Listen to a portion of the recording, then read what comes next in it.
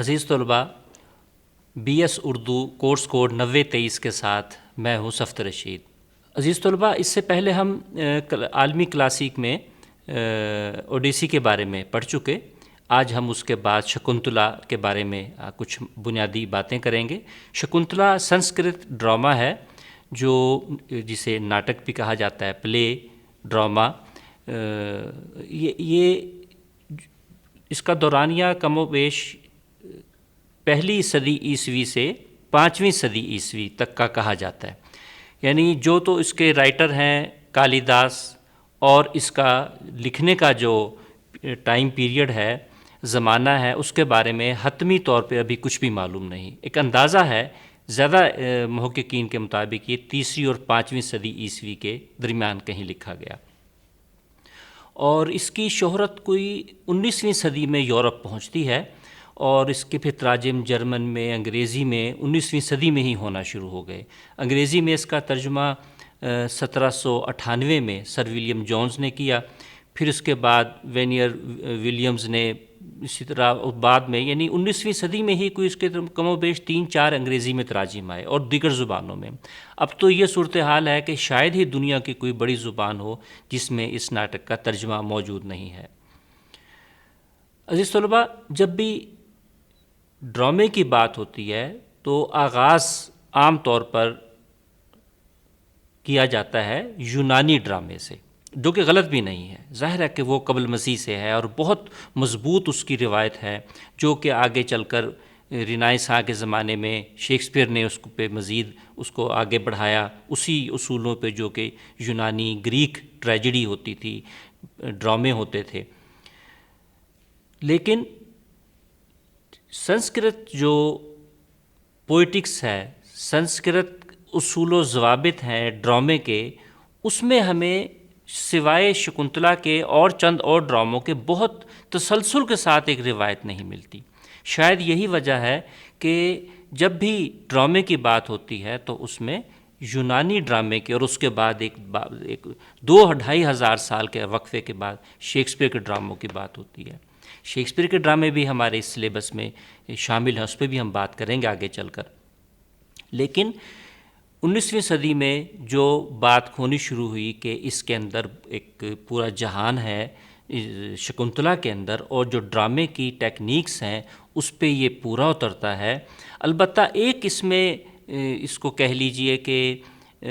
کمی رہی کہ جب بھی شکنتلا کی بات ہوئی، زیادہ تر محققین نے اور نقادوں نے اس کو یونانی المیے اور یونانی جو ڈرامے تھے اور اصول و ضوابط تھے، یا جو ارسطو نے بیان کیے تھے اپنی کتاب بوتیکا میں، جس کا پہلے بھی تذکرہ کیا، اس کے مطابق دیکھا۔ ضرورت اس بات کی تھی کہ شکنتلا جو ڈرامہ ہے کالی داس کا، اس کو سنسکرت پوئٹکس یعنی سنسکرت جو اصول و ضوابط ہیں ڈرامے کے بارے میں، شاعری کے بارے میں، ان کی روشنی میں دیکھا جاتا۔ اگرچہ اس طرف بھی کچھ لوگوں نے آواز اٹھائی ہے، لیکن کم۔ اب آتے ہیں ہم اس کے اردو تراجم کی طرف اور اس کی جو ہے پلاٹ کی طرف۔ پہلے تو یہ کہ جو یہ ڈرامہ ہے یہ اپنے پلاٹ میں، اپنی کہانی میں اوریجنل اس معنوں میں نہیں ہے کہ یہ جو کہانی ہے یہ بنیادی طور پر مہابھارت جو رزمیہ ہے، ایپک ہے بڑا، اس سے ماخوذ ہے۔ فرق یہ ہے کہ مہابھارت میں یہ کہانی بہت سیدھی سادی تھی، لیکن جس میں کچھ پیچیدگی ڈالی گئی، اس کے پلاٹ کو بنایا گیا، اس میں کردار نئے ڈالے گئے، تجسس کا ایلیمنٹ جو کہ بنیادی چیز ہوتی ہے، یہ ساری چیزیں اضافہ کر کے اس کو ایک شاہکار بنایا کالی داس نے۔ آئیے پہلے ہم جو مہابھارت کی کہانی ہے سیدھی سادی، اس پہ بات کر لیتے ہیں۔ اس کی کہانی کچھ یوں ہے کہ ایک راجہ جو ہے دشینت، وہ شکار کے لیے جاتے ہیں ایک جنگل میں، اور وہاں ہرن کے شکار کے لیے، وہاں ان کی نظر ایک نوجوان لڑکی پر پڑتی ہے جس کا نام شکنتلا ہے۔ وہ اس کی محبت میں گرفتار ہوتے ہیں، اور وہاں وہ ایک رسم کہہ لیجئے اس کے مطابق، جو کہ بہت پسندیدہ نہیں تھی اس وقت بھی، وہ یہ تھا کہ بغیر کسی گواہ کی موجودگی کے شادی کر لی جاتی تھی۔ اس گندھاروا کے نام سے یہ رسم تھی، گندھاروا ریت۔ اس کے مطابق ان کی وہ شادی ہوتی ہے، اور پھر اس نے واپس اپنے ذمہ داریوں کی طرف لوٹنا ہوتا ہے اپنے علاقے میں، اپنے محل میں، تو اس وعدے کے ساتھ جاتا ہے کہ میں تمہیں جلد بلا لوں گا. لیکن ہوتا یہ ہے کہ وہاں جا کر وہ جو ہے بھول بھی جاتا ہے اور اس طرف اس کی توجہ بھی نہیں رہتی، ساری باتیں ہوتی ہیں. بہرحال شکنتلا کسی نہ کسی طریقے سے وہاں پہنچتی ہے دربار میں، اور وہاں بادشاہ جو ہے وہ پہچاننے سے انکار کر دیتا ہے. وہاں دربار میں وہ اپنی سبکی بھی محسوس کرتا ہے. اس سٹیج پہ شکنتلا بہت اچھے اس میں ضمیر کی اس کو جھنجھوڑنے کی کوشش کرتی ہے اور جگاتی ہے اس کو کہ وہ دیوتاؤں کا بھی اس کو حوالہ دیتی ہے کہ وہ تمہیں اور ہمیں دیکھ رہے ہیں، اور اس کو ضمیر کی، لیکن اس پہ کچھ خاص اثر نہیں ہوتا. پھر ایک غیبی آواز آتی ہے جس سے وہ چونکتا ہے اور وہ اپنی غلطی محسوس کرتا ہے، اور پھر اس کا جو کہ ہوتا ہے کہ ہنسی خوشی رہنے لگے. یہ ایک سیدھی سادی کہانی تھی مہابھارت میں. اب آئیے کہ کالی داس نے اس میں کیا کیا اضافہ کیا اور کیسے اس کو پیچیدہ بنایا. کیونکہ ڈرامے میں یا کہانی میں جو بنیادی لوازمات ہیں، بہرحال اس میں ایک تو کردار نگاری ہوتی ہے کہ کرداروں کی اپنی انفرادی خصوصیات ہوں. مہابھارت میں جو ہے وہ بنیادی طور پہ کہانی تو نہیں لکھی گئی، ایک قصہ ہے، وہ کہانی کے مطابق نہیں لکھا ہوا. اس میں کردار نگاری بہت سادہ سی ہے، اس میں کوئی پیچیدگی نہیں ہے. انہوں نے ایک تو یہ کیا کہ جب بادشاہ رخصت ہونے لگتا ہے تو وہ اسے ایک انگوٹھی دیتا ہے اور بتاتا ہے کہ جس پہ بادشاہ کی سٹیمپ لگی ہوئی ہے، مہر ہے، کہ شاہی مہر ہے، کہ جب تم آؤ گی وہاں تو میں تمہیں پہچان لوں گا. اس قسم کی بات ہوتی ہے. ایک تو یہ جو کہ مہابھارت میں نہیں ہے. دوسرا اس میں یہ ہوتی ہے پیچیدگی کہ ایک سادھو جو ہے آتے ہیں، یعنی جب وہ بادشاہ رخصت ہو جاتا ہے تو بہت دن گزر جاتے ہیں، وہ اس کی یاد میں شکنتلا مستقل غرق رہتی ہے اور اس کی یاد میں تڑپتی ہے اور دوبارہ ملنے کی آرزو. تو اس سارے میں ایک مرتبہ کیا ہوتا ہے کہ وہ اسی یاد میں اتنی کھوئی ہوئی ہے کہ ایک سادھو آتے ہیں جنہوں نے کھانا بھی کھانا تھا، جو کہ ایک لحاظ سے مہمان نوازی کا بھی تقاضا تھا، وہ اس کی طرف توجہ نہیں کرتی.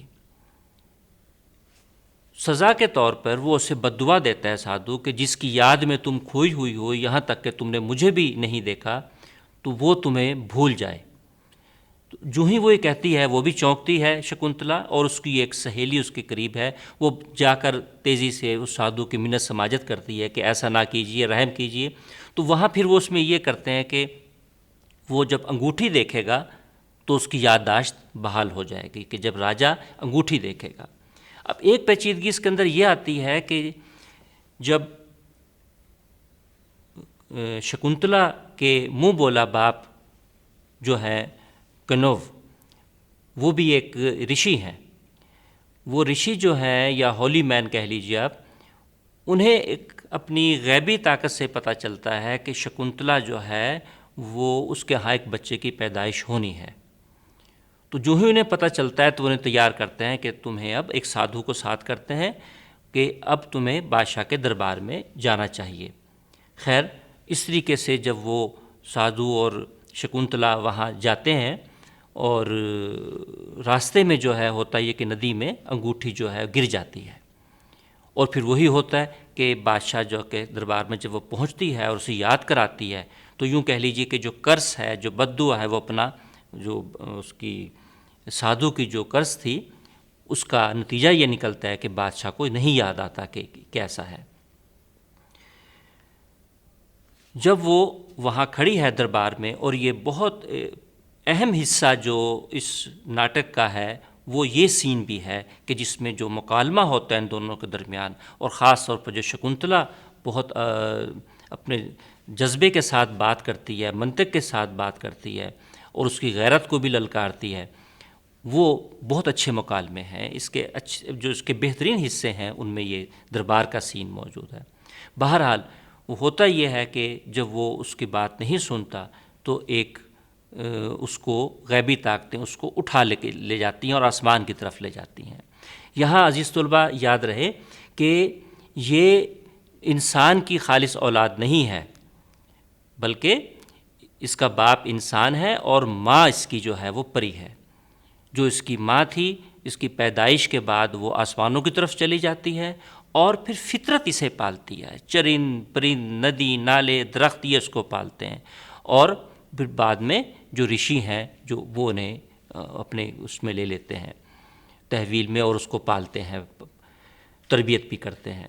تو یوں ایک خالص روحانی ماحول کے اندر ایک لحاظ سے ایک فطرت کے ماحول میں یہ پلی بڑھی ہے، پرورش بھی وہی کرتی ہے فطرت اور اس کی حفاظت بھی وہی کرتی ہے۔ اسی لیے ہم دیکھتے ہیں کہ اس کو اٹھا لیا جاتا ہے آسمانوں کی طرف اس دربار سے۔ کچھ عرصے کے بعد یہ ہوتا ہے کہ ایک ماہی گیر کو وہ مچھلی کے پیٹ سے وہ انگوٹھی ملتی ہے، اور اس پہ کیونکہ بادشاہ کا نام لکھا ہوا ہے تو وہ انگوٹھی لا کر بادشاہ کی خدمت میں دربار میں آتا ہے۔ وہ دیکھتے ہی انگوٹھی جو ہے وہ بادشاہ کو یادداشت بحال ہوتی ہے اور اسے اپنی غلطی کا شدید احساس ہوتا ہے کہ اس نے ایک بے گناہ لڑکی کے ساتھ یہ کیا اور اس کی جو ہے اولاد بھی اس سے ہونی تھی، یہ ساری باتیں اس کا ضمیر اسے سخت ملامت کرتا ہے۔ بہرحال مختلف رشیوں سے رابطے کے بعد وہ بھی آسمانوں کی طرف جاتا ہے اور وہاں وہ اس کی ملاقات جو ہے شکنتلا سے ہوتی ہے۔ ابتدا میں جو ہے وہ شکنتلا بھی ذرا لیے دیے انداز میں ہوتی ہے، اس کی طرف توجہ نہیں کرتی، لیکن آہستہ آہستہ انسانی فطرت ہے کہ اس کے مطابق وہ دونوں قریب آتے ہیں۔ وہ ایک بچے کو دیکھتا ہے جو چھوٹا بچہ ہے، کھیل رہا ہے کھلونوں کے ساتھ، جس کا نام بھرت ہے، وہ اس کا بیٹا ہے اور وہی اس کا وارث بنتا ہے۔ عزیز طلباء، یہی بھرت ہے جس کے بھارت بعد میں جو ہے اور اس کو ایک خاص مقام حاصل ہے، تو اور پھر اس کے بعد وہ زمین پہ واپس آتے ہیں۔ تو یہ اس بنیادی پلاٹ ہے اس کا۔ تو اگر ہم بات کریں کہ اس کے جو محاسن ہیں، یہ تو کہانی ہے، اور عزیز طلباء کہانی پڑھنے سے یا حتیٰ کہ ترجمہ پڑھنے سے بھی ہمیں کسی بھی ماسٹر پیس کا، کسی بھی بڑے فن پارے کا خاص طور پر ایک ہلکا سا اندازہ ہو سکتا ہے، لیکن اس کی خصوصیات کی جملہ خصوصیات کا ہمیں پوری طرح ادراک نہیں ہو سکتا۔ اس کے لیے ضروری ہے کہ ہم کم از کم جو اس کے اردو تراجم ہیں جس پہ ہم بات کرتے ہیں گے بھی، اس کا مطالعہ ضرور کیا جائے تاکہ اس کے محاسن ہم پہ کھلیں۔ آپ دیکھیے کہ اس میں جو کردار ہیں، کردار نگاری کے اندر جو آتا ہے، جو تجسس ہے، یہ تو وہ عناصر ہیں پلاٹ کے، وہ تو موجود ہیں ہی اس کے اندر، وہ آپ کو کہانی سے بھی اندازہ ہوا ہوگا، لیکن اس کے علاوہ جو الفاظ کا استعمال ہے، جو استعارے، تشبیہات، ایک چیز کی وضاحت، منظر نگاری، اس وقت کا جو منظر نگاری ہے وہ بہت اعلیٰ بیان کی گئی ہے، جو دربار کی منظر نگاری ہے، جو جزیات نگاری ہے، جو جذبات بیان کیے گئے ہیں شکنتلا کے خاص طور پہ، اور جو راجا کے پچھتاوے کا جذبات ہیں، وہ جب خاص طور پہ ہم پڑھتے ہیں تو اندازہ ہوتا ہے کہ یہ غلط طور پر اس کو عالمی کلاسیک میں شمار نہیں کیا گیا۔ آپ یہ دیکھیے کہ گوئٹے جیسا جو بڑا آدمی ہے، جو فلاسفر بھی تھے، فاؤسٹ جیسا جنہوں نے لکھا اور شاعر تھے، علامہ اقبال بھی ان سے بہت متاثر ہوئے، جرمن جو شاعر تھے اور فلاسفر، گوئٹے نے اس کی بہت تعریف کی۔ انہوں نے کہا کہ اگر تمہیں بہار کا شباب دیکھنا ہے یا خزاں کی شفق دیکھنی ہے تو میں ریکمینڈ کرتا ہوں کہ آپ یہ ڈرامہ، سنسکرت ڈرامہ پڑھیے۔ تو اس کی بہت شہرت ہوئی، اور جو شہرت کے اسباب ہیں وہ ایسے نہیں کہ جسٹ اس کی کہانی کی وجہ سے ہو گئے ہوں، لہٰذا جو فنی لوازم ہیں وہ بھی اس کے اندر پوری طرح موجود ہیں۔ تو آپ سے گزارش ہے کہ اس کا اردو ترجمہ، اور خاص طور پر اس کا اردو ترجمہ جو اختر حسین رائے پوری، ایک بڑے آدمی تھے، بڑے نقاد تھے، رائٹر تھے، انہوں نے کیا ہے، غالباً 1938 میں یہ چھپا ہے۔ یہ آسانی سے دستیاب بھی ہے، آن لائن بھی دستیاب ہے، کتابی شکل میں بھی دستیاب ہے۔ دوسرا ترجمہ عزیز طلباء کاظم علی جوان کا ہے، جو فورٹ ولیم کالج میں ہوا۔ آپ جانتے ہیں کہ فورٹ ولیم کالج جو ہے یہ انگریزوں نے اپنے افسران کی تربیت کے لیے بنایا تھا، جس میں انہیں اردو و ہندی سکھانے کے لیے کچھ بنیادی متون انہوں نے، ٹیکسٹ انہوں نے کا انتخاب کیا کہ جو انہیں پڑھائے گئے، ان میں سے ایک شکنتلا بھی تھا۔ لیکن مسئلہ یہ ہے کہ کاظم علی جوان کا جو ترجمہ ہے وہ سنسکرت کا جو ڈرامہ ہے، اصل ڈرامہ ہے، اس پہ مبنی نہیں ہے، بلکہ یہ ایک منظوم ترجمہ ہندی میں ہوا تھا، نواز کے نام سے جو اس کے رائٹر تھے، اس کے ٹرانسلیٹر تھے ایک لحاظ سے، اور نظم کی صورت میں وہ بھی تالیف کہی جاتی ہے، وہ بھی اپنے اوریجنل جو متن ہے اس سے خاصا انحراف ہے اس میں، اور تھا بھی نظم کی صورت میں۔ تو بنیاد بنایا گیا ہے فورٹ ولیم کالج میں اس ترجمے کو، نہ کہ سنسکرت کے ڈرامے کو۔ اس لیے جو کاظم علی جوان کا ترجمہ ہے یہ ہمارے ہاں مجلس ترقی ادب لاہور جو ادارہ ہے وہاں سے شائع ہوا ہے، لیکن جس طریقے سے مہابھارت میں اور کالی داس کے پلاٹ میں فرق ہے، اسی طریقے سے کالی داس کے جو ڈرامہ ہے اس پلاٹ میں اور کاظم علی جوان میں بہت فرق ہے، لیکن بنیادی جو اس کا تھیم ہے اور بنیادی کردار جو ہیں وہ تقریباً وہی رہتے ہیں، اسے بھی پڑھنا چاہیے۔ اور کیونکہ فورٹ ولیم کالج کی اپنی ضرورت تھی، انہوں نے زبان کا خاص طور پر بنیادی متن ان کو بس تعارف کرانا مقصود تھا، لیکن جو کام ترجمے کا بہت عمدہ کیا ہے خاص طور پر اختر حسین رائے پوری صاحب نے، وہ میں اس کو چاہوں گا کہ اس کو آپ ضرور دیکھیں۔ اور جہاں تک اس کی متن کا تعلق ہے، وہ ڈرامہ آج کے یا مغربی پیمانوں سے ہم اس کو نہیں دیکھیں گے، اس میں آدھی نظم ہے کی صورت میں اور آدھا نثر کی صورت میں ہے، دیوتاؤں اور حمد سے جو آغاز ہوتا ہے، یہ ساری باتیں وہ ہیں جو بہت سی ایسی چیزیں ہیں جو یونانیوں کے ہاں بھی موجود ہیں۔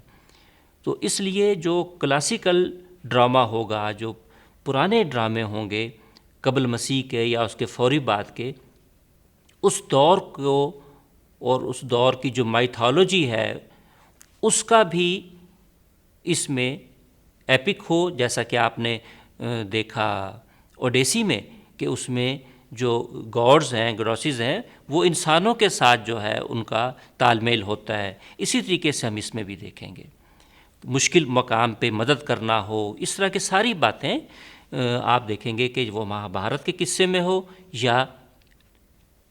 شکنتلا ڈرامے میں ہو، ہمیں ایک جیسی ملیں گی۔ تو آپ سے گزارش ہے کہ اصل متن تو ہم نہیں پڑھ سکتے، لیکن ترجمے کی صورت میں ہم اس کو لازمی پڑھیں۔